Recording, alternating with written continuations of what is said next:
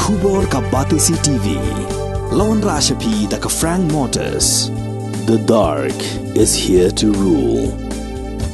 Ka IZ Group of Institution Bangalore. Kadai ke college babhatam nagabanta ka jingkuli nursing but paramedical course, hospital training, hinyo scholarship but 6% ka kam, haki hospital bahedo India but shabari. Nabanta ka jingkuli ka jingsiyo ka paret but hila ban layu ban kuli da ka education loan. Hila ruban shukola ho number khandai nyo saw san riu pranot. Lani khandai pran riu license arn riu khandai pra. Hatu pikwa bagi janjong pikin kuit bah benar kam daka Oswell soup hilaban yo na barok kidukan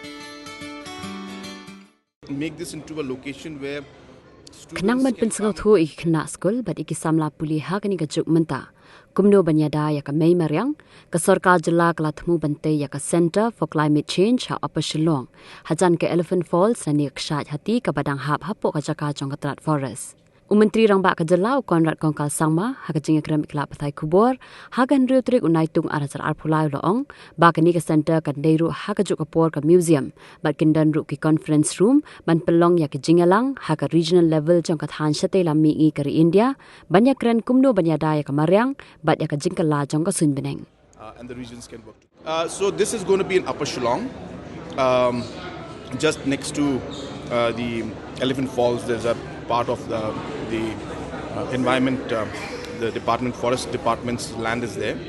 So there's going to be actually a climate museum cum center where we plan to make this into a location where students can come and get hands-on experience and look at the different aspects of climate change that are taking place in the region, the state and the country and the world as a whole. So it's a place where we can educate children and at the same time have discussions. So we'll be having conference rooms, we'll be having different places for stay so that so large conferences can happen. And we are proposing that annually there should be a conference at the regional level of the Northeast where we discuss every year about important aspects of climate and how the different states and the regions can work together.